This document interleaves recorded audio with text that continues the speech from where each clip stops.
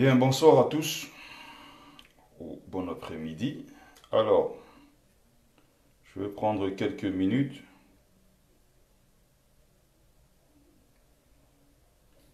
de votre temps, si vous voulez bien sûr.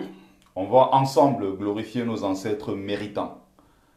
Nous sommes dimanche et je pense au moment où je suis en train de faire mon direct, il y a beaucoup de nègres christianisés qui sont en train de danser, chanter et boire. Beaucoup qui dansent, qui adorent ça, danser, chanter dans les églises. C'est même le moment.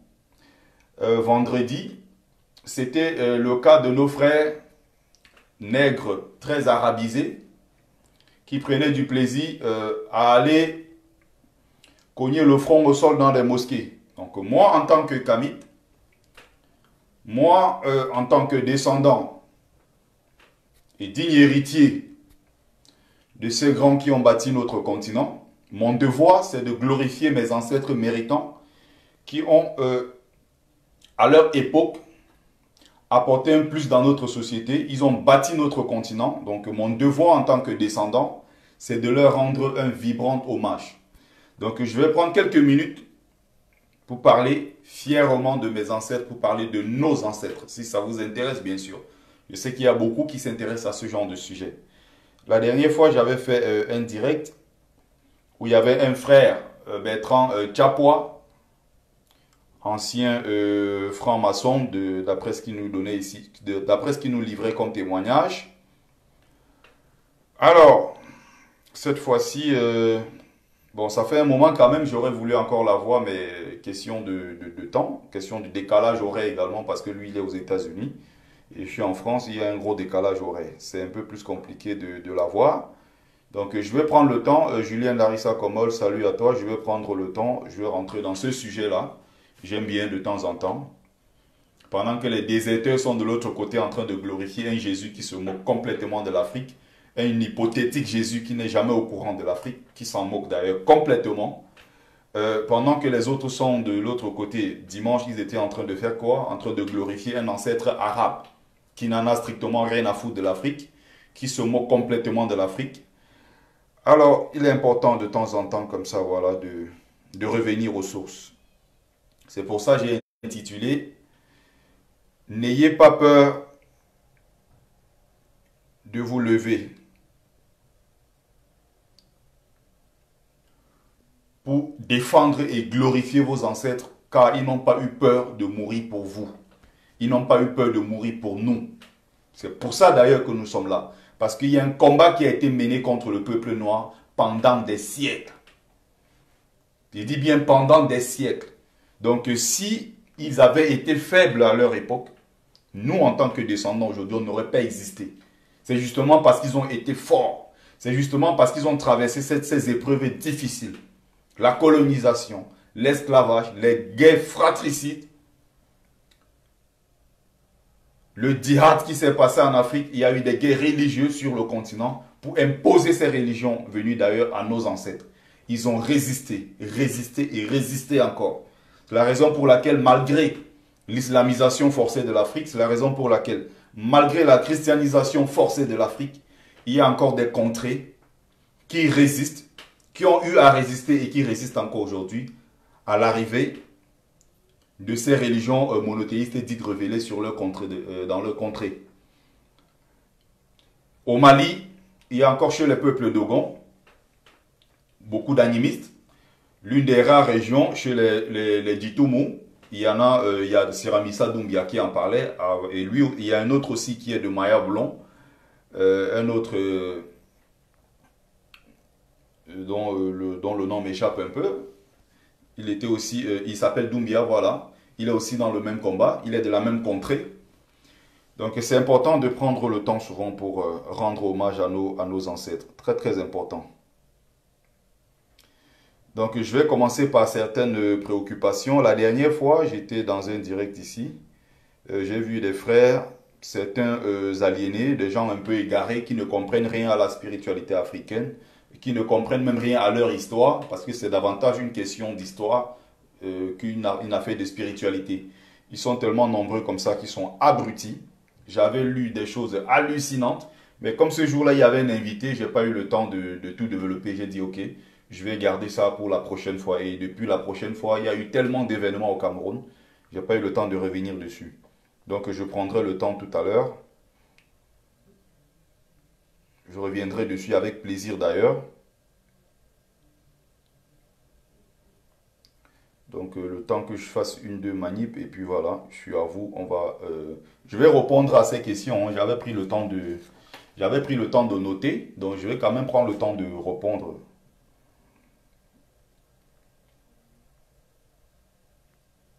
Partagez le direct. Partagez le direct s'il vous plaît. Partagez, c'est très important. Bon dimanche à toi, Jean-Marie Wako. Alors, je vais me lancer vite fait parce que j'ai maxi 40 minutes pour ce direct. Donc, partagez le direct. Partagez le direct. Alors, pendant qu'on avait le frère en ligne qui intervenait, qui racontait son parcours d'ancien franc-maçon, et surtout, il rappelait que grâce à la force des ancêtres méritants, il est parti de la franc-maçonnerie pour retourner à la spiritualité africaine. Ça, c'est très important. Donc aujourd'hui, il loue ses ancêtres. Il parlait du dieu de Jumbo. Bon, en fait, quand on dit Dieu ici, il y a beaucoup qui confondent ces expressions, qui pensent qu'il y a plusieurs dieux. En fait, il n'y a qu'un seul Dieu dans la spiritualité africaine, comme dans le monothéisme. D'ailleurs, le monothéisme occidental ou bien arabe aujourd'hui n'est rien d'autre qu'un copier-coller de ce qui a déjà existé dans les sociétés africaines. Donc la société africaine ici, dans la spiritualité africaine, il y a le monothéisme, mais pas comme les Européens et les Arabes l'ont développé. Donc les premiers monothéistes de la planète Terre sont bien sûr les Africains. Donc on arrête de faire croire que les Africains louent plusieurs dieux, il y a plusieurs divinités, il n'y a pas plusieurs dieux, il y a un et un seul Dieu. Donc il y a le Dieu qui est l'acte pur, le premier moteur, immobile et immuable, comme le disent les philosophes. Il y a quelques expressions philosophiques qui me reviennent de temps en temps. Alors, après lui, il y a des ancêtres, voilà, les ancêtres méritants. En dessous, voilà, il y a des esprits. Donc, progressivement, de façon dégressive, si vous voulez. Donc, Dieu est au-dessus de tout.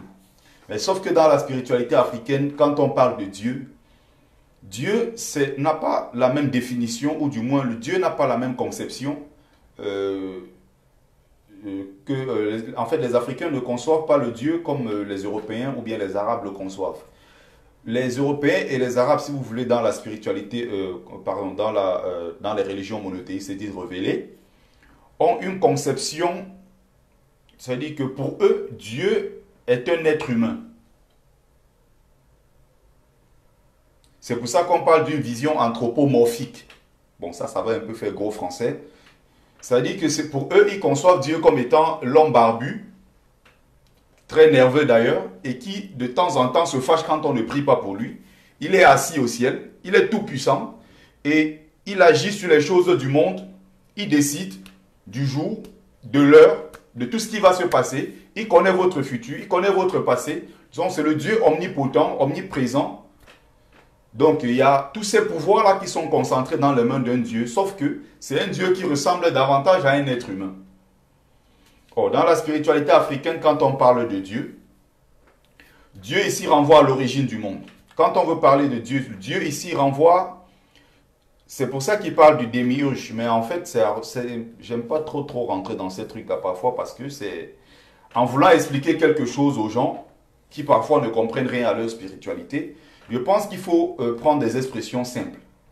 Aller terre à terre pour que les gens puissent mieux comprendre. Mais c'est souvent le problème que j'ai avec certains traditionalistes sur ces questions-là. Parce qu'ils veulent aborder la spiritualité africaine, mais utilisent des expressions parfois très compliquées pour en parler. Ça fait que le message n'arrive pas au destinataire. Et ça fait que même ceux qui sont censés recevoir ces messages se sentent davantage déconnectés.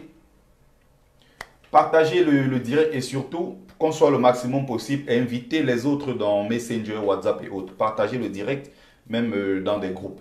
Essayez d'inviter le maximum de personnes possible. Je sais que il y a beaucoup qui sont chrétiens, ça c'est des sujets qui ne les arrangent pas. Il y a beaucoup qui sont musulmans et fiers de l'être. Ce genre de direct, ça ne les intéresse pas parce que je glorifie mes ancêtres. Je glorifie nos ancêtres qui sont pour eux, d'après ce qu'on leur a dit dans la Bible et le Coran, les ancêtres africains utilisent des gris-gris, c'est des sorciers, c'est des diables. Il ne faut pas avoir de rapport avec les traditions, il ne faut pas faire le culte des crânes, tout simplement parce que c'est le diabolisme en fait. Ils ont tout fait pour diaboliser notre spiritualité, notre culture. Et beaucoup d'Africains, malheureusement, comme c'est le cas, sont tombés dans ce piège-là. Aujourd'hui, ce sont les mêmes qui passent le temps à insulter leurs ancêtres. C'est les mêmes qui passent le temps à cracher sur leurs ancêtres. Pourtant, les mêmes Arabes qui vous disent de détester vos ancêtres, de détester votre culture et vos traditions, les mêmes Arabes, glorifient leurs ancêtres. Les Européens, tu peux discuter quoi que ce soit avec les Européens. À partir du moment où tu parles mal de ses ancêtres, ils ne sont plus avec toi. Ils sont plus avec toi. Vous pouvez toucher à tout, mais ne touchez pas à leurs ancêtres, parce que c'est sacré. En France, tu peux t'attaquer à tout. Il ne faut pas t'attaquer au symbole de la France qui renvoie généralement voilà, au parcours. Bien, il y a certaines images, bien sûr. Par exemple, je prendrai l'exemple de Jeanne d'Arc. Vous pouvez dire ce que vous voulez en France, surtout pas. Ne touchez pas à Jeanne d'Arc, ne parlez pas mal de Jeanne d'Arc. Donc, pour revenir sur la question, donc Dieu ici, c'est en quelque sorte le départ du monde. On parle du liquide primordial, on parle de celui qui est à l'origine de tout en fait. Mais pas un Dieu ici en tant qu'un être humain, mais Dieu ici en tant que le liquide qui est à l'origine de tout, le liquide qui a tout déclenché dans l'histoire de l'humanité. On parle ici du liquide dans lequel tout baigne, parce que tout est parti de là pour engendrer tout ce que vous pouvez voir aujourd'hui dans la nature. C'est de là que tout est parti. Donc on n'explique pas, on ne parle pas de Dieu ici en tant qu'un être humain. C'est pour ça que d'ailleurs chez eux ça paraît normal parce qu'ils disent que Dieu a créé l'homme à son image et à sa ressemblance. On vous sort une histoire dormie debout. Il n'y a que des cons pour croire à ça que on a fabriqué un homme au départ et après on a extrait une côte de l'homme, on a fabriqué une femme. C'est la raison encore pour laquelle dans ces religions, les femmes sont chosifiées, les femmes sont réduites au rang d'esclaves, tout simplement parce qu'elles n'ont pas de valeur. D'après même la conception dans leur idéologie, de leur Bible, de Coran, en fait tout ce qu'ils diffusent comme idéologie ici dans leurs ouvrages. Dans leurs livres, ils vont dire livres de paix, en réalité c'est des livres de guerre. Parce que depuis des siècles, ils se servent des mensonges qu'il y a à l'intérieur de ces livres pour livrer une guerre fratricide contre le peuple africain, contre nos traditions et contre nos ancêtres. Et toi, Africain, aujourd'hui, ton devoir, c'est de remettre certaines choses en question. Mais malheureusement, comme dès le bas âge, beaucoup sont façonnés pour croire bêtement à ce qu'on leur enseigne. Beaucoup n'arrivent pas. Je vois des gens de 50 ans. C'est pour ça que je dis parfois des nègres. Quand je dis des nègres ici, je ne vais pas faire le rapprochement avec tous les noirs. Tous les noirs ne sont pas forcément des nègres. Il y a des nègres qui ne sont pas forcément des noirs. Donc le mot, il ne faut pas le prendre au premier degré. Donc il y a beaucoup malheureusement qui ont 70 ans, qui ont 100 ans. Tout ce que vous voulez, ils sont bien âgés. Mais ce n'est pas pour autant qu'ils ont en eux cette capacité morale et intellectuelle. Ce n'est pas pour autant qu'ils sont capables de remettre certaines choses en question. C'est pour ça qu'il dit chez nous, il y a beaucoup de vieillards qui sont très cons. Des vieillards qui sont cons, j'en ai rencontré beaucoup. Malgré leur âge très avancé, ce qu'ils ont trouvé à laisser comme héritage à leurs enfants, c'est la Bible, c'est le Coran. C'est très grave pour un continent qui veut renaître. Il y a Amadou Hampâté-Bâ, c'est ici un brillant penseur, spécialiste des contes des traditions africaines, qui avait d'ailleurs écrit un brillant ouvrage sur son maître. C'est intitulé Vie et enseignement de Tierno Boka, le sage de Bandiagara. Je vous avais présenté le livre ici déjà la dernière fois. Il disait, c'est lui le même qui disait, en Afrique, quand un vieillard meurt, c'est une bibliothèque qui brûle.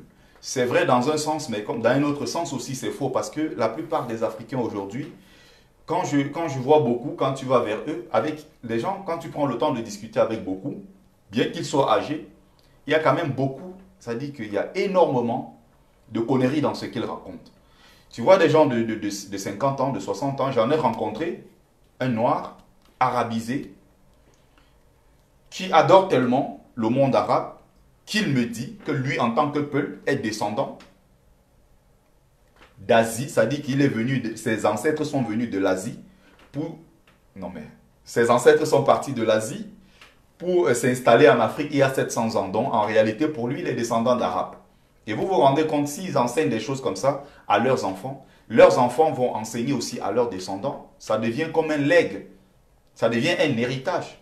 Il y a beaucoup d'Africains, beaucoup de parents qui meurent et la dernière consigne qu'ils donnent à leurs enfants, c'est que je suis en train de partir, mais sachez que derrière, je ne serai pas content si vous abandonnez le chemin de l'église. Il y a beaucoup de parents qui n'ont pas laissé un véritable héritage à leurs enfants et la seule chose qu'ils ont su donner à leurs enfants, comme d'ailleurs éducation à ce qui paraît, je mets ça entre guillemets, il faut toujours aller à l'église. Il faut toujours aller à la mosquée. Le soir, quand l'enfant revient de l'école, la première des choses, non, est-ce que tu vas faire ta prière? Le soir, on lui demande, au lieu de lui demander le soir, est-ce que tu as fait tes devoirs? On lui demande plutôt, est-ce que tu as fait ta dernière prière avant d'aller dormir? C'est très très grave. C'est pour ça que nous avons le devoir, la lourde tâche d'ailleurs, la nouvelle génération, à remettre tout ça à la poubelle, reconstruire une nouvelle Afrique. Si on veut renaître, comme on parle davantage aujourd'hui de la renaissance du continent africain, ça passe par nous. Et si on doit faire renaître ce continent, c'est avant tout, c'est de retourner d'abord dans la spiritualité africaine, se retourner aux sources. Parce qu'il n'y a rien que l'Africain puisse accomplir. Je dis bien, l'Africain n'a jamais rien fait de grand dans sa vie sans s'appuyer sur sa spiritualité, sans s'appuyer sur ses traditions, sans s'appuyer sur sa culture. On est obligé de retourner puiser dans notre culture, dans notre spiritualité, pour faire renaître ce continent, pour faire ce que nous avons d'ailleurs eu à faire de grand dans l'histoire de notre continent. Les Haïtiens qui étaient des grands hier, Haïti qui a été capable de battre les 3 grandes puissances militaires du monde à l'époque, les Anglais, les Espagnols et les Français, ils ne l'ont pas fait parce qu'ils étaient chrétiens. Ils l'ont fait, ils n'avaient pas déjà de christianisme chez eux, ils l'ont fait en tant qu'adeptes du vaudou. Ils l'ont fait parce qu'ils étaient tous des gens qui croyaient en leurs ancêtres, qui puisaient dans leur spiritualité. Les Éthiopiens qui ont été capables de mettre à côté, d'humilier les Italiens, même s'il y a aussi, il y avait déjà le christianisme chez eux. La plupart des gens qui ont mené des combats fratricides, la plupart des gens qui ont gagné des combats sur notre continent étaient des gens partis de leur spiritualité. La plupart d'ailleurs c'était des grands initiés qui sortaient de grands temples initiatiques. C'est une preuve supplémentaire, c'est quelque chose d'important pour faire comprendre aux Africains qu'on ne peut pas exister en dehors de nous-mêmes. Pour accomplir quoi que ce soit, on est obligé de retourner aux sources. Donc, ceux qui sont allés danser, chanter dans les églises, rien d'étonnant. On est habitué à tout ça. Il y a un laxisme de la part des dirigeants africains. Et c'est ce qui occasionne tout ce qu'on peut voir aujourd'hui. Des églises partout qui prolifèrent, des faux pasteurs qui s'enrichissent sur le dos du peuple, qui humilient nos mamans. Des enfants meurent dans des églises. Beaucoup d'enfants meurent dans des églises au Cameroun. On n'en parle pas assez. Les enfants viennent, ils sont malades. Au lieu de les amener dans les hôpitaux, on dit non, on va les amener à l'église, ils vont guérir. Après des séances de prière et autres, c'est le diable. Il y a beaucoup d'enfants qui sont malades. Au lieu de les amener dans des hôpitaux, on trouve plutôt qu'ils sont sorciers. On les amène chez le pasteur qui exploite les familles et les dirigeants sont complices de tout ce qui arrive. Ils voient, ils ont des retours par rapport à tout ça, sauf qu'ils ne prennent jamais la ferme décision de balayer tous ces voleurs qui s'appellent pasteurs. Il y en a aussi beaucoup dans des pays islamisés d'Afrique, le Mali surtout. Beaucoup des imams, tous des grands voleurs, beaucoup d'imams qui passent le temps à exploiter les familles pauvres, qui se remplissent les poches.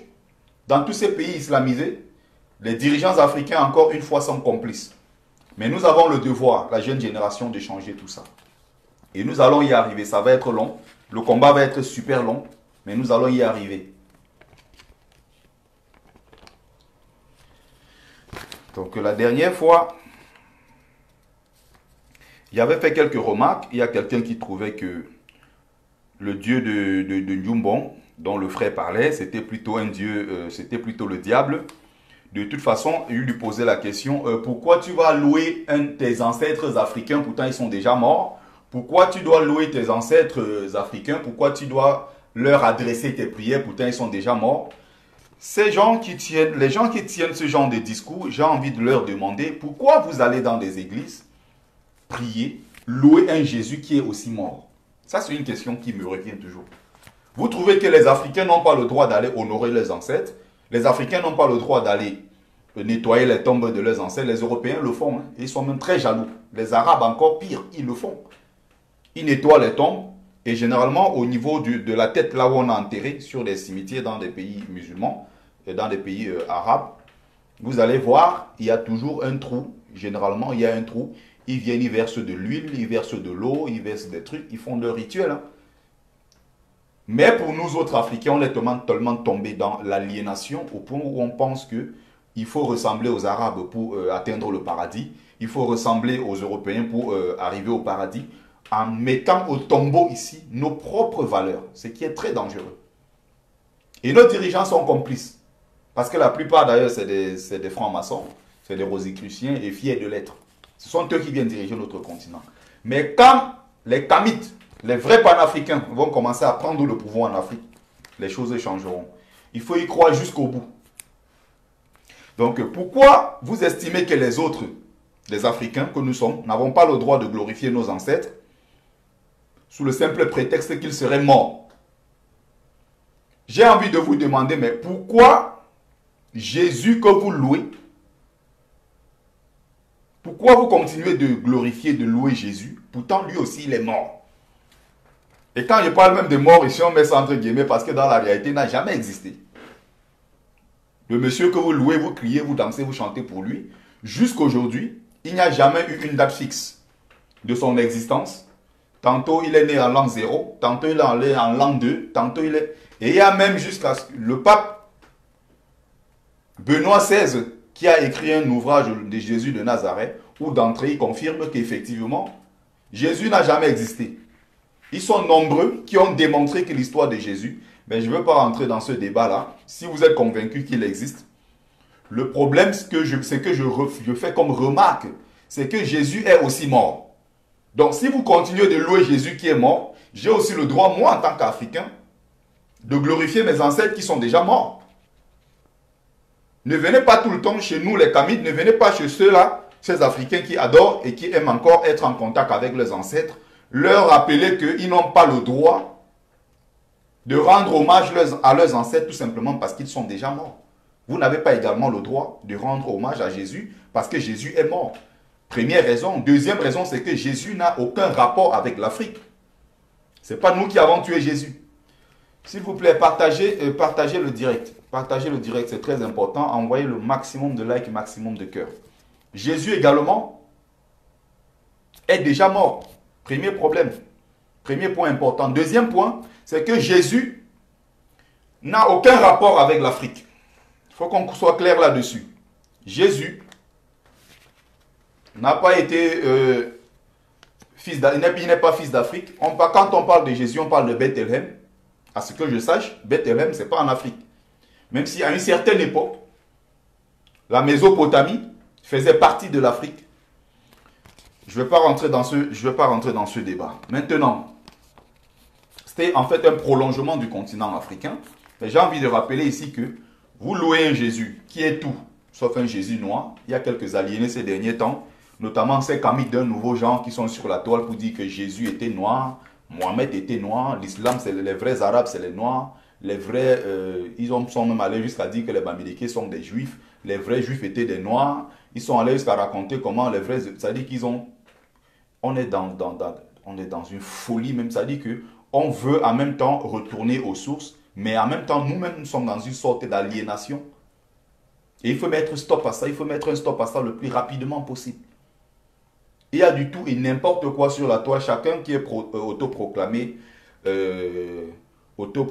quoi, défenseur quoi, de l'Égypte, ils s'appellent les Amenhotep, ils ont des gros noms, les Imhotep, ils ont des tout gros noms sur Internet, et c'est les mêmes qui sont dans des conneries au quotidien. Une autre préoccupation des internautes de ce jour-là,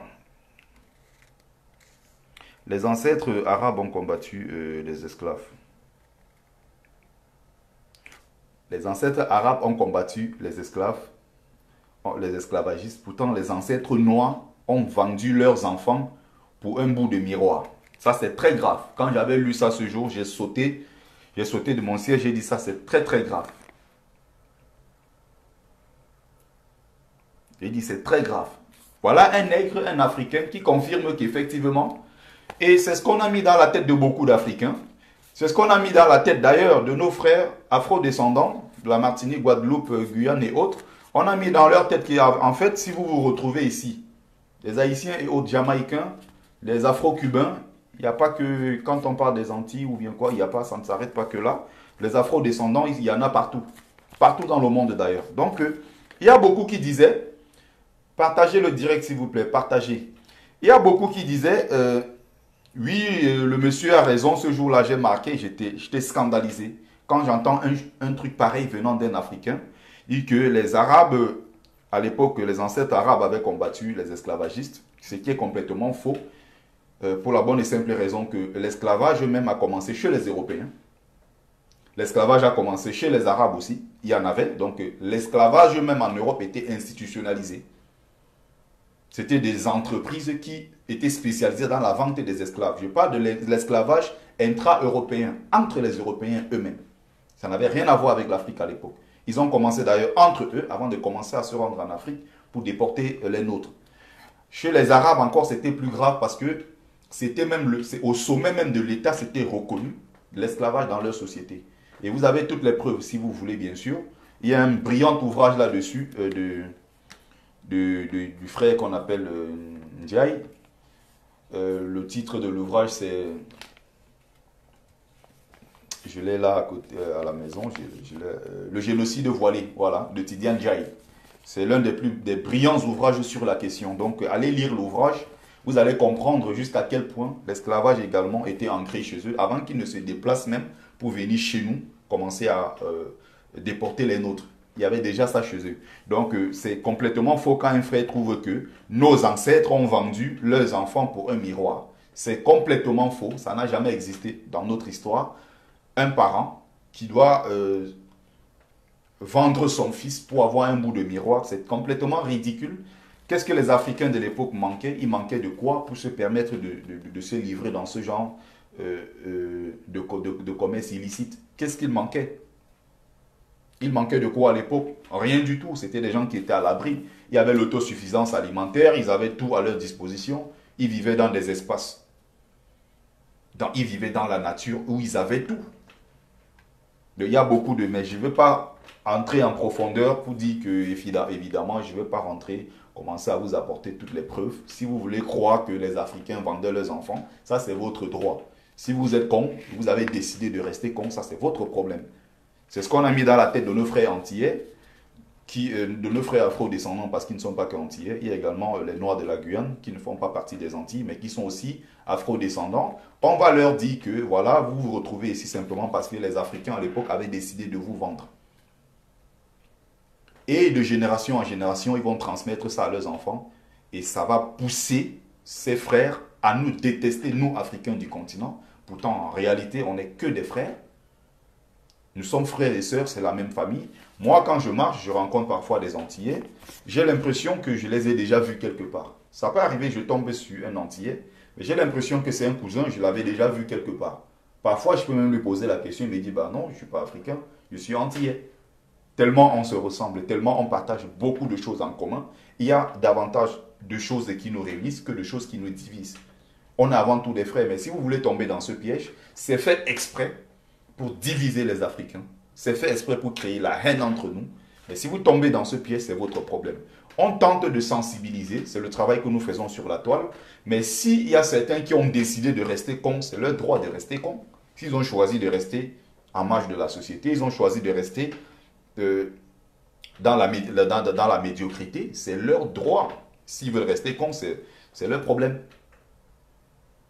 Mais c'est à vous maintenant d'aller chercher au fond C'est à vous d'être capable. Moi, aujourd'hui, si tu m'attaques en me disant que les ancêtres africains vendaient leurs enfants, je suis capable de me défendre. Je suis capable de t'apporter des preuves sur le plan scientifique, sur le plan historique. Je peux t'orienter dans des ouvrages qui en parlent. Et je parle ici des ouvrages, pas des ouvrages écrits par des Africains, mais je te citerai des ouvrages, des passages à l'intérieur où, à la fin, les gens qui accusaient les Noirs d'avoir vendu les leurs, l'histoire de Madame Liliane Crête, il y a un autre aussi qu'on appelle Olivier Pétré-Grenouillot. Ils sont nombreux, des penseurs qui ont à un moment confirmé qu'effectivement les Noirs vendaient leurs enfants et qui sont revenus encore sur leur parole en disant « Nous sommes vraiment désolés parce qu'ils n'avaient pas, de toute façon, ils n'avaient pas le choix. Ils étaient obligés de demander pardon, tout simplement parce que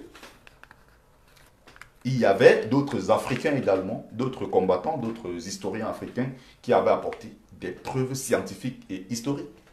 Ils n'avaient pas le choix.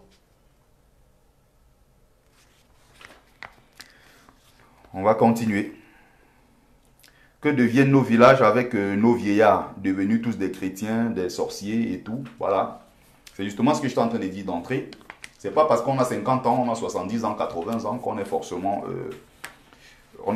très inspiré parce qu'il y a le poids de l'âge. Il y a des gens qui ont 80 ans, qui n'ont aucune culture générale, qui sont nés dans le même quartier, qui sont nés dans le même village, qui ont grandi là-bas, qui se sont refermés sur eux-mêmes, qui n'ont presque jamais voyagé. Aujourd'hui, un jeune qui a fait 5, 6, 7 pays, qui a visité son propre pays d'ailleurs, qui a tourné à l'intérieur, qui a visité plusieurs villes, qui a connu certaines cultures et autres traditions, est bien plus inspiré qu'un vieillard qui a 80 ans. Donc aujourd'hui, cette histoire d'un ancêtre, un vieillard qui meurt, c'est une bibliothèque qui brûle. En fait, quand l'auteur aussi le disait, c'est justement parce que il y avait une tradition dans l'Afrique ancienne, et même aujourd'hui ça continue. Certaines connaissances se transmettaient de génération en génération. En fait, c'était un legs, c'était de façon orale. On a tenté de faire croire aux gens qu'effectivement l'oralité est quelque chose de très mauvais, mais je rappelle que quelque chose qu'on te transmet de façon orale est beaucoup plus vivant. C'est beaucoup plus vivant que quelque chose qu'on te transmet plutôt par écrit.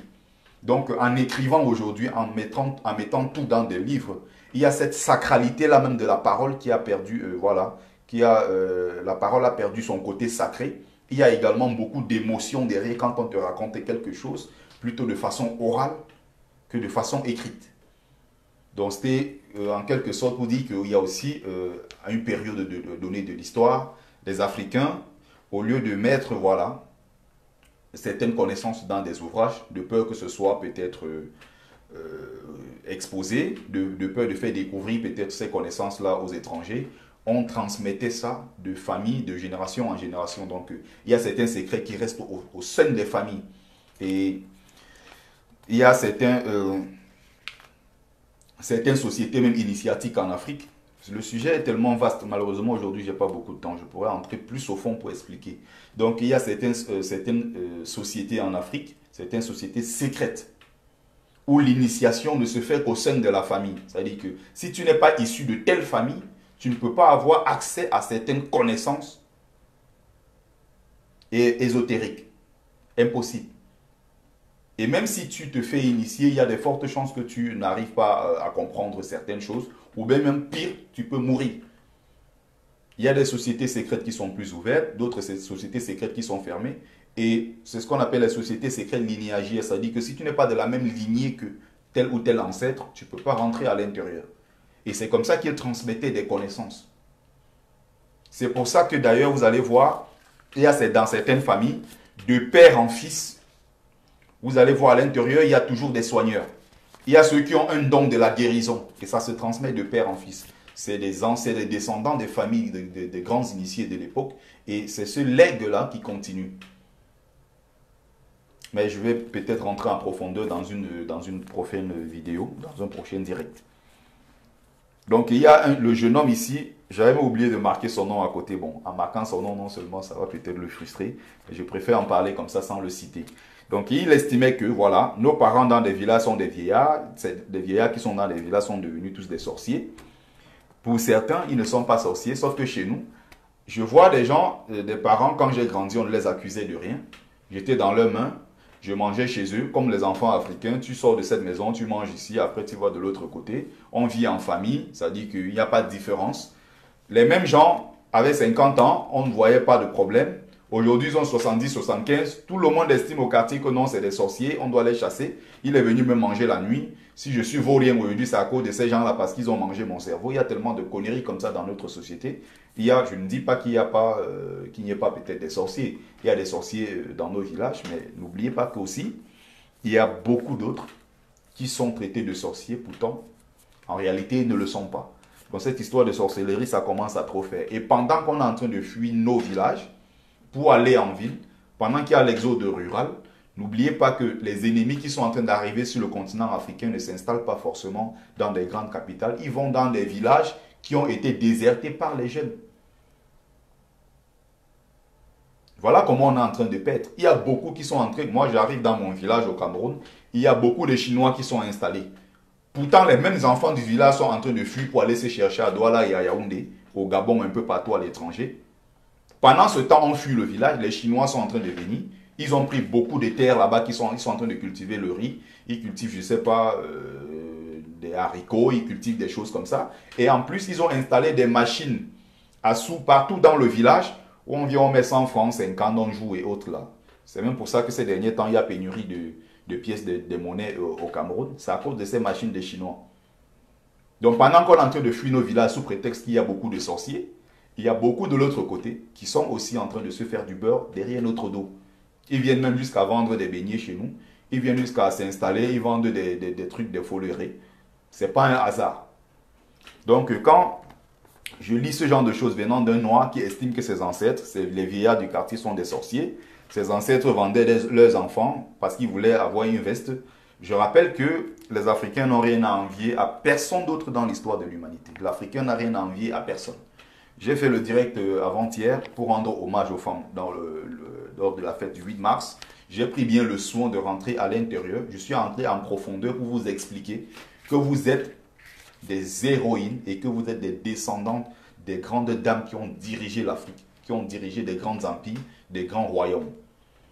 Je suis allé jusqu'au fond pour que vous puissiez comprendre à quel point vous avez un rôle central, une place de choix dans la société.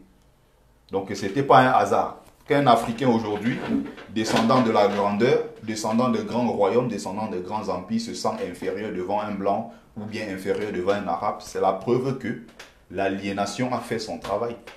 C'est la preuve que l'aliénation est tellement profondément ancrée dans notre société au point où les Africains d'aujourd'hui, je précise bien qu'ils n'ont rien à voir avec les Africains d'hier, comme le disait le professeur Bouembambon, c'est-à-dire qu'à un moment, les Africains aujourd'hui, pour exister, pour se faire une place au soleil, on fait tout pour ressembler soit aux Blancs, soit on fait tout pour ressembler aux Arabes.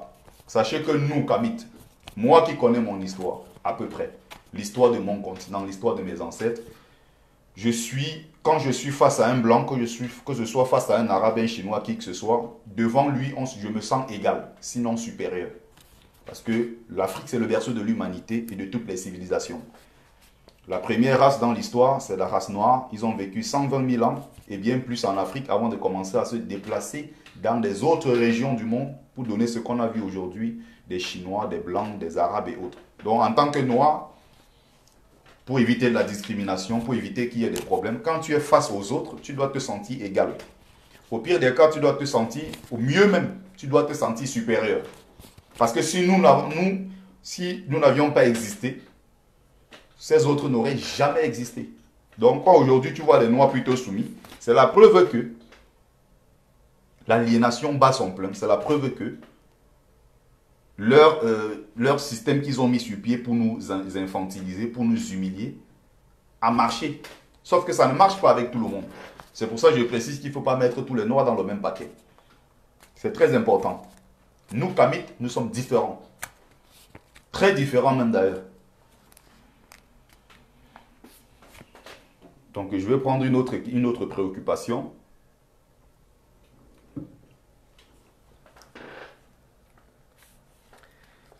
Les ancêtres, quoi, sont les crânes pourris sataniques.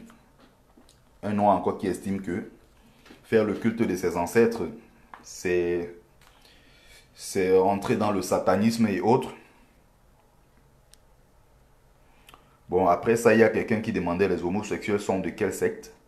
Ils estimaient que les Blancs ont ramené des conneries en Afrique depuis que les Blancs sont arrivés. Moi, je ne suis pas je ne suis pas de ces nègres-là qui pensent que les Blancs sont à l'origine qui sont à 100% ou bien des Arabes et des Blancs. Parce que l'ennemi est clair, hein. C'est des Arabes et des Blancs. C'est aussi simple que ça. C'est l'ennemi qui est déjà, c'est clair, c'est ciblé.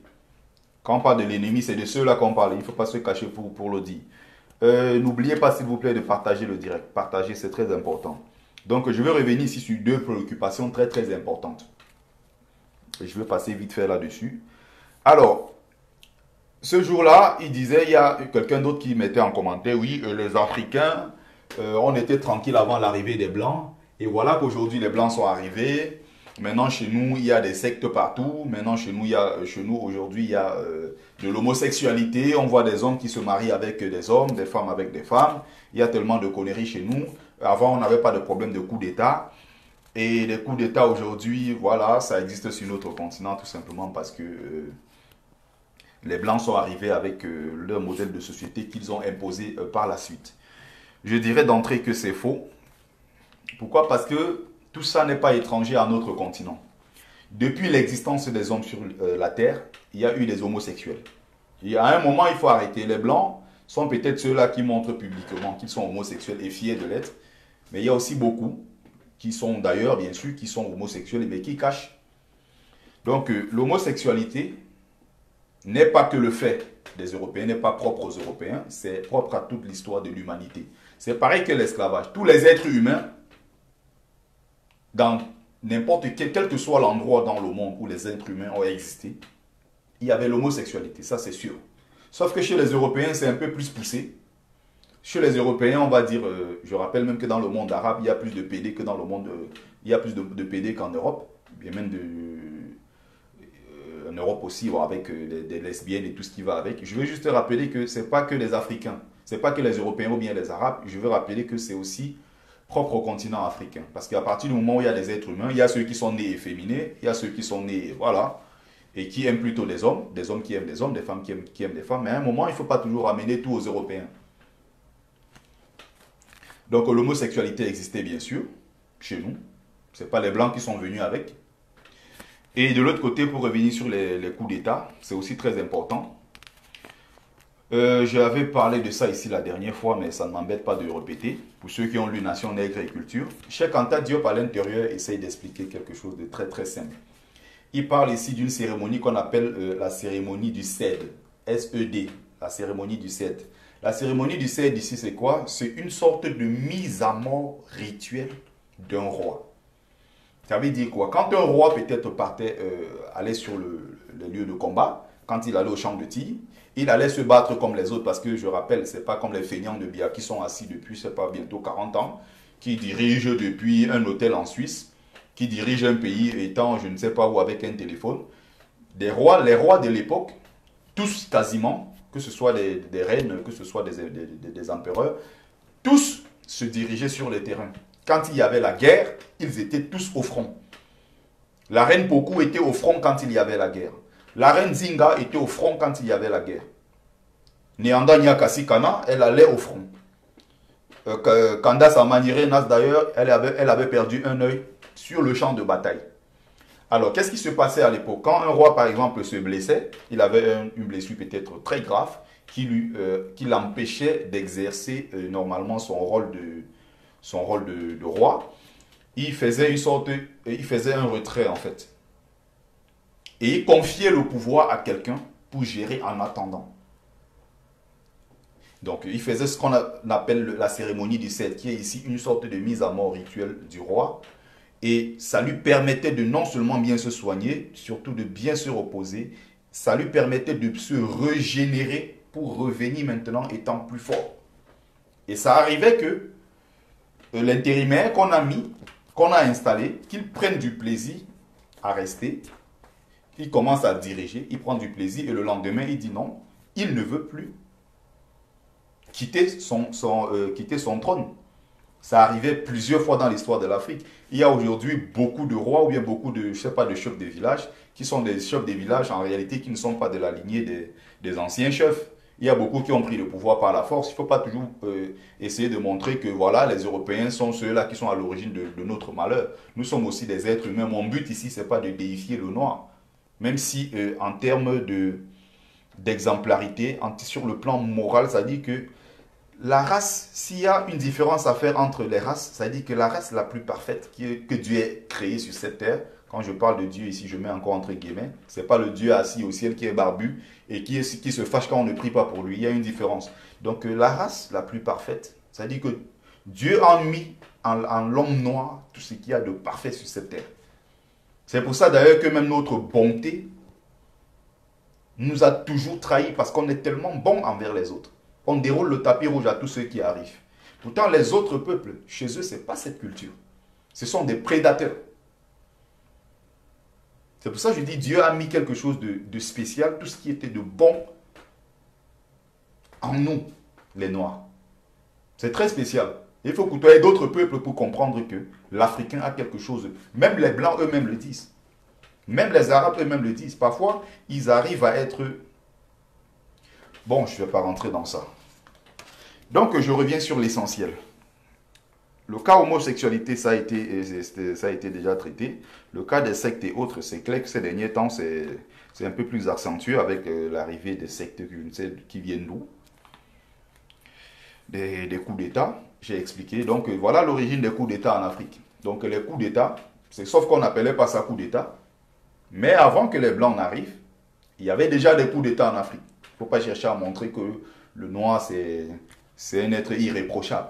Il y avait déjà des coups d'État chez nous. Donc, maintenant, je vais continuer. Et voilà, c'est le même monsieur qui me reprochait de souvent trop m'éparpiller sur l'Afrique, de parler de tout le temps de l'Afrique, l'Afrique, l'Afrique. Et il me disait, non, il faut laisser l'Afrique et plutôt il faut revenir sur le Cameroun, qui est ton pays. Tu dois parler du Cameroun et laisser les autres pays africains tranquilles. C'est une grosse connerie, encore une fois. Et il n'y a que chez nous que ce genre de conneries existe. Tu ne verras pas un Arabe dire à son frère, non, parle d'abord de ton pays et laisse mon pays tranquille. Tu ne verras pas les Européens le dire. Avant tout, ils se sentent Européens. Avant tout, ils se sentent Arabes. Notre devoir aussi, c'est avant tout de nous sentir Africains, avoir cette fierté d'appartenir à un continent et non à une petite colonie française ou bien à une sous-préfecture de la France. On doit commencer déjà par là. L'exemple doit venir de nous-mêmes. Donc le monsieur me reproche parce que moi, tout ce qui est Afrique m'intéresse. Tout ce qui est Afrique m'intéresse. Moi, je prends le temps pour lire, je lis des ouvrages sur les Antilles.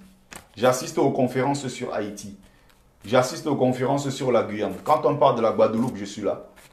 On parle des Jamaïques, du Cuba, des sociétés secrètes au Cuba. J'ai assisté aux conférences sur la Pacomania en Jamaïque, des conférences sur le vaudou haïtien. Il y a beaucoup de choses. Quand c'est l'Afrique, ça m'intéresse. Le monsieur estime que non, en tant que Camerounais, je dois uniquement parler de ce qui me concerne. D'ailleurs, c'était le cas récemment. Tous ceux qui s'adressaient, ceux qui osaient parler de la crise au Cameroun, la crise post-électorale, le contentieux électoral, on leur disait non, pourquoi vous venez parler de notre pays, le Cameroun? Allez vous occuper de vos pays. On est africain, on doit s'intéresser à notre continent. Beaucoup de pays africains ont joué un rôle essentiel dans la libération des autres peuples africains. Donc c'est complètement con, c'est complètement idiot. Et vous avez parlé ici d'un contingent de 26 000 Afro-Cubains qui étaient partis de là-bas du Cuba pour venir libérer plusieurs pays africains.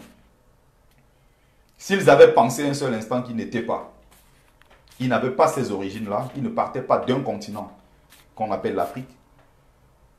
Donc s'il fallait revenir dessus, c'est pour ça qu'il y a beaucoup qui tirent sur, je ne sais pas quoi, Suzanne Barra, parce qu'elle est gabonaise, pourquoi elle vient parler de l'affaire des Camerounaises et autres.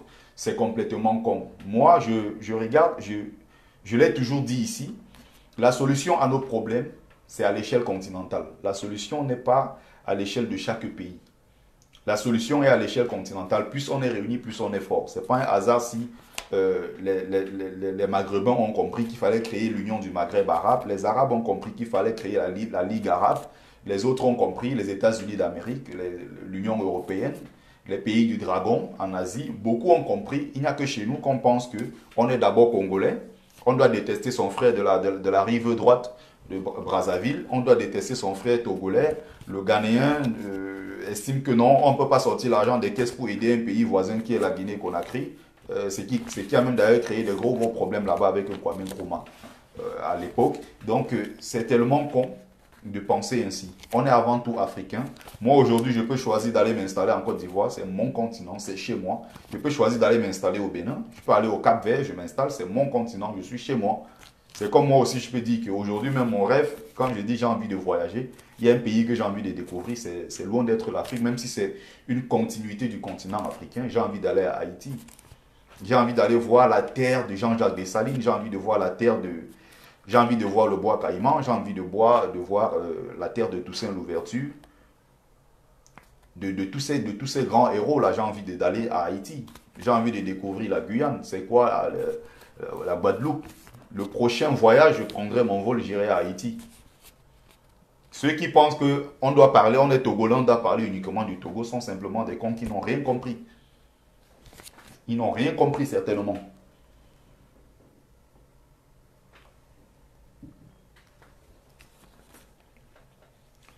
Bon, je vais continuer. Il y a tellement de questions bidons, il y a tellement de certaines préoccupations. J'étais choqué ce jour-là. Il tenait dur d'ailleurs, hein, il disait nous sommes chrétiens, vous ne pouvez pas nous faire venir dans votre secte.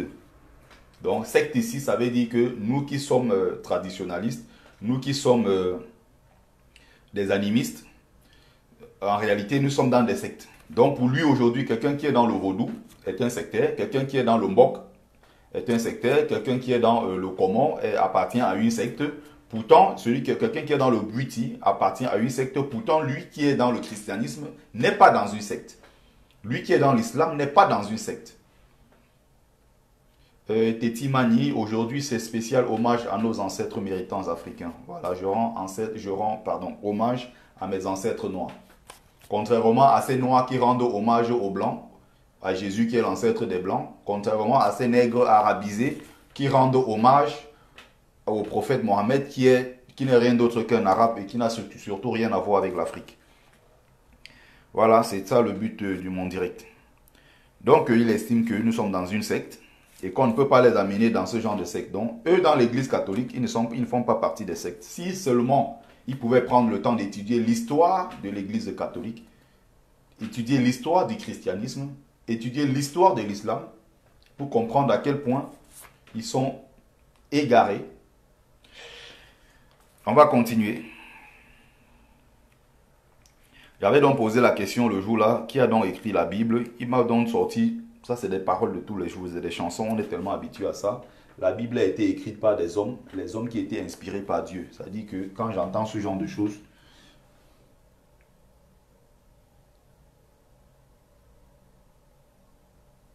oh là là là là.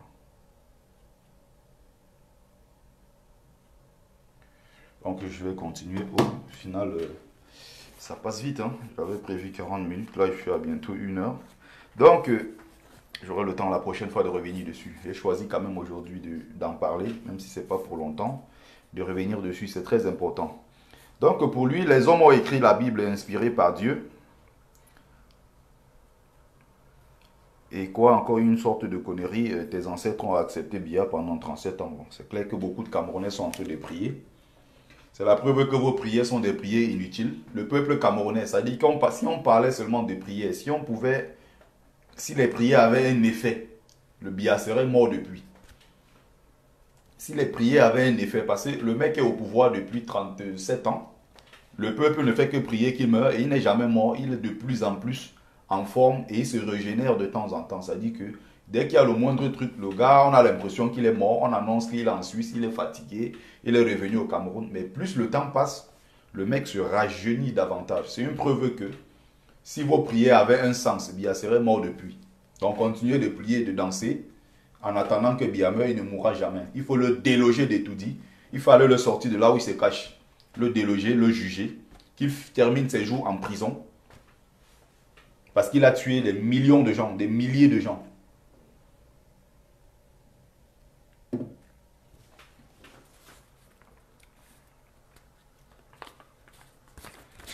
Donc il y avait d'autres préoccupations.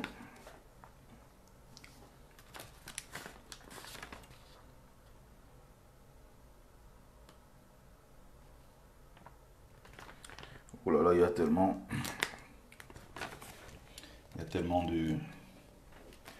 de questions. Alors, c'est le même encore qui traitait mes ancêtres de sorciers. Ça, j'en ai parlé. Il y a quelqu'un qui m'avait demandé, et si ton ancêtre était franc-maçon, rosicrucien, tu vas invoquer qui? À partir du moment où tu es africain, quand tu vas dans des autres confréries, tu n'y es comme esclave. Comme esclave, c'est aussi simple que ça.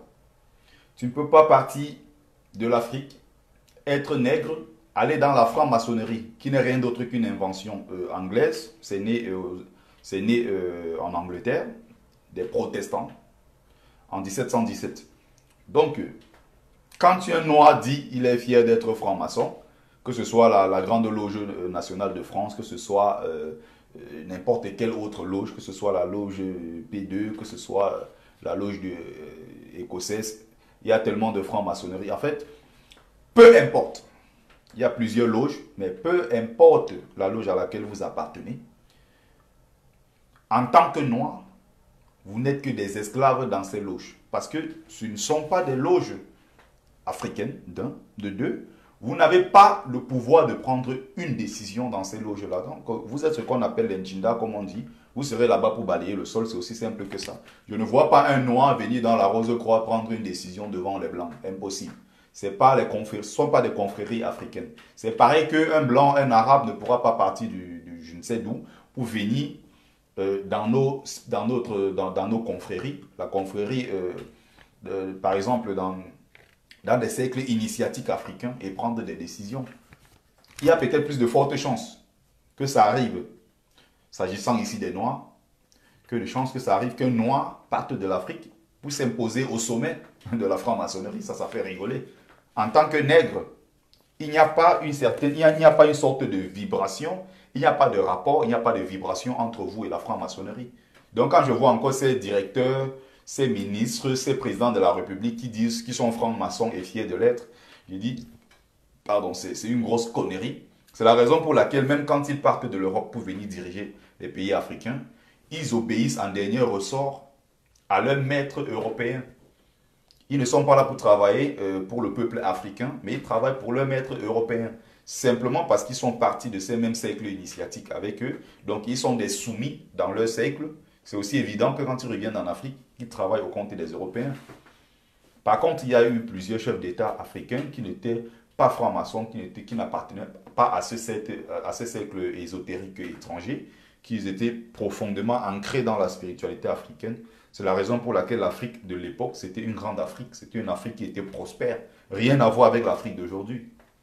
Où tu as peut-être 54 États, tous les 54 tous les présidents sont soit dans des sectes islamiques, pour ceux qui sont musulmans, soit ils sont dans la franc-maçonnerie, la Rose-Croix et autres. D'autres dans la Kabbale et toutes ces conneries. Ça ne nous concerne pas. Donc si un ancêtre africain était franc-maçon et fier de l'être, je ne vois pas pour quelle raison ses descendants devraient le glorifier. Je ne vois pas pour quelle raison. Il est tout simplement ce qu'on appelle un égaré, il est tout simplement ce qu'on appelle un perdu. Mon ancêtre franc-maçon, je n'ai aucune raison de glorifier quelqu'un comme celui-là. Impossible. Si on veut citer les vrais héros qui ont bâti notre continent, nos ancêtres méritants, on ne va pas citer parmi nos ancêtres méritants ceux qui appartenaient au cercle ésotérique, qui ont mené un combat fratricide et qui continuent encore d'ailleurs de mener ce combat fratricide contre les sociétés secrètes africaines. Il ne faut pas oublier que la franc-maçonnerie combat nos sociétés secrètes depuis des siècles. Ce n'est pas qu'aujourd'hui. Donc celui-là est considéré purement et simplement comme étant un traître.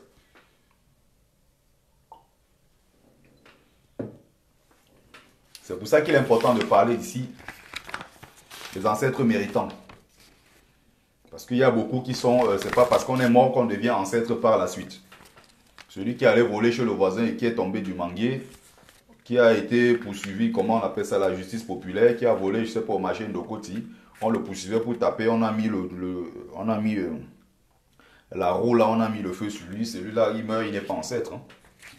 Quand on parle de l'ancêtre ici, c'est quelqu'un qui a accompli des actes justes dans le monde physique comme dans le monde invisible. C'est un grade qui n'appartient pas à tout le monde.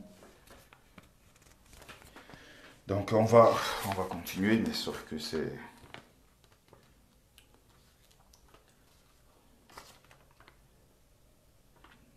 très important de revenir sur ces questions parce que quand je vois à quel point les Africains sont dans l'aliénation, quand je vois à quel point il y a certains nègres qui me font tellement pitié, il y a certains nègres quand je vois, je me demande, mais c'est quoi ce truc quoi? Nombreux sont ces nègres-là qui me font pitié.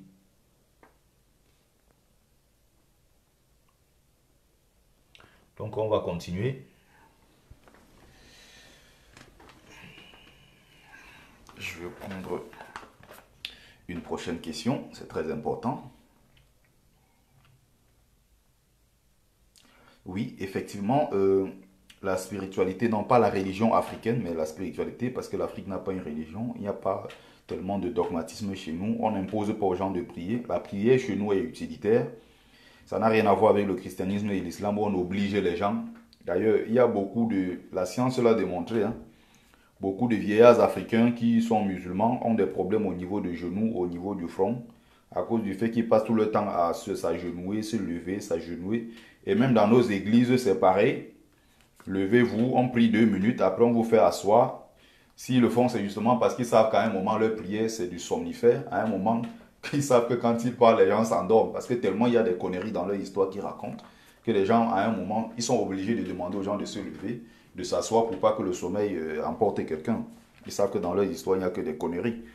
Donc il y a tellement de préoccupations que je vais plutôt prendre quelques 2, 3 questions, je vais répondre et puis la prochaine fois on va continuer. Donc les secrets, je suis d'accord, il y a un aspect quand même assez secret dans la spiritualité africaine et c'est notre souhait qu'elle soit davantage ouverte parce que on a tellement, c'est pour ça, c'est le mot en fait, il disait il faut démystifier. C'est-à-dire rendre ce côté mystérieux-là, il faut le rendre public, il faut démystifier la spiritualité africaine et surtout, il faut aussi la démythifier. Voilà, il y a une différence. Donc, démythifier, ici, ça renvoie au mythe. Il y a tellement de mythes derrière notre spiritualité. Il y a aussi beaucoup de mythes derrière tout ce qui est tradition et autres. À un moment, il faut qu'on sorte de ces mythes-là pour expliquer les choses aux gens de façon claire. Qu'on fasse aussi des séances voilà, ouvertes, bien qu'il y ait, voilà, il y a beaucoup de sociétés secrètes qui sont ouvertes, d'autres qui sont plus fermées. C'est important. C'est pour ça que chez nous, d'ailleurs, quand tu dis que tu es un initié, il y a récemment, quand j'en parlais, les gens m'ont dit que tu allais entrer dans la sorcellerie au Cameroun, tu es revenu en Europe et autres. Les gens pensent toujours que si tu es allé toquer la porte d'une société initiatique, c'est pour puiser le savoir, c'est pour apprendre, c'est pour aller au contact de tes ancêtres. Ça n'a rien à voir avec la sorcellerie. C'est même d'ailleurs pour ça, quand beaucoup de Noirs associent, n'est-ce pas, l'initiation à la sorcellerie, c'est justement parce que le système dominant occidental et arabo-musulman a fait que les Africains, a poussé les Africains pendant beaucoup de siècles, ce n'est pas une histoire d'aujourd'hui, à penser que tout ce qui renvoie à leur culture, leur tradition, est purement sorcellerie. Voilà des conséquences. Et c'est à nous de réhabiliter cette culture, c'est à nous de réhabiliter cette spiritualité-là, et surtout de la nettoyer de tout ce qui est sale de l'extérieur. C'est à nous, c'est notre devoir. Au lieu de porter, je ne sais pas, des Balenciaga, porter des trucs George quoi, Armani, je ne sais pas quoi, mettre des trucs, c'est aussi à nous de, comment ils appellent encore ça, là, le truc là. C'est à nous à un moment de mettre en avant, voilà, des vêtements, voilà, de notre culture, de nos traditions. C'est à nous de le faire fièrement. Quand un jeune s'intéresse un peu trop aux affaires culturelles, aux affaires traditionnelles, on trouve que non, c'est un villageois, il fait comme un vieux père, il fait comme un grand-père. Pourtant, il est jeune et autre. Ce sont des conséquences du système dominant, de cette emprise-là, de la domination des Arabes et des Occidentaux. Ils font exprès de pousser les Africains à se détester eux-mêmes. Ce n'est pas le fruit d'un hasard. C'est à nous de faire ce travail-là. Et ça commence dès le bas âge. Quand tu as ton enfant, il a 4-5 ans, tu commences à l'amener dans une église ou tu commences à l'amener dans une mosquée. En tant qu'Africain, tu as tué cet enfant. C'est pour ça que nous sommes des générations de perdus, pour la plupart. Vous avez tué cet enfant. On dit donne-moi un enfant avant l'âge de 7 ans. Si tu donnes un enfant à quelqu'un avant l'âge de 7 ans, tu l'as détruit. S'il amène ton enfant déjà dans des églises, dans des mosquées, il n'est pas du tout évident que même après 30, 40 ans, que tu dises à quelqu'un que en allant faire ceci, Dieu au ciel, il est en train de te voir, il ne va pas croire. Même à un moment, quelqu'un tente de te faire croire que, évidemment, il n'est plus dans ce genre d'histoire, mais il y a toujours une crainte de Dieu, une crainte de Jésus quelque part, une crainte de Mohamed quelque part. Simplement parce qu'on a mis ça dans leur tête dès le bas âge. Et vous, aujourd'hui, quand vous vous levez fièrement, aujourd'hui c'est le dimanche, si je passe là par Saint-Denis tout à l'heure, je vais juste filmer. Vous allez voir à la gare de Saint-Denis, les nègres sont alignés là-bas avec des tracts en train de distribuer. Ils invitent les gens dans leurs églises de réveil. Ils sont là, ils dansent, ils chantent, ils pleurent. Je vais peut-être prendre le temps un jour, j'irai dans une église. Vous allez voir la folie qu'il y a en Europe. Des bandes de nègres assis dans les églises. Ils chantent, ils dansent, ils pleurent. Il y a même un autre. C'est même pour ça qu'à un moment, nous ne méritons pas le respect. Je l'ai toujours dit. Je suis honnête, hein? Nous ne méritons pas le respect. Vous voulez que les gens vous respectent? Il faut bien faire plus que ça. Ne vous plaignez pas quand on se lève un matin, quand les Blancs font leur reportage, ils veulent montrer des Noirs qui ont réussi leur vie en France. On part à Château d'Eau, on part à Château Rouge, on sort quelqu'un qui est sorti, je ne sais pas de quel pays d'Afrique, il est arrivé en France, il a un salon de coiffure, parce qu'il a, peut-être une personne qui l'emploie, on le présente comme étant, voilà le symbole de la réussite d'un Noir. Il est parti d'Afrique, il est arrivé où?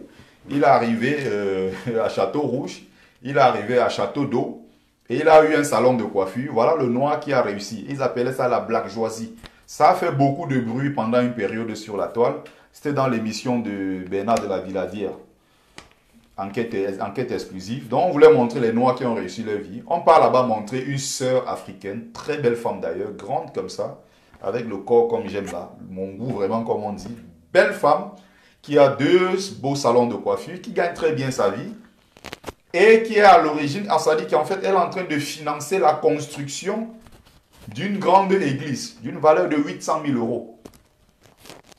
Elle participe et tous les fidèles sont en train de mettre l'argent dans la caisse pour qu'on construise une église d'une valeur de 800 000 euros.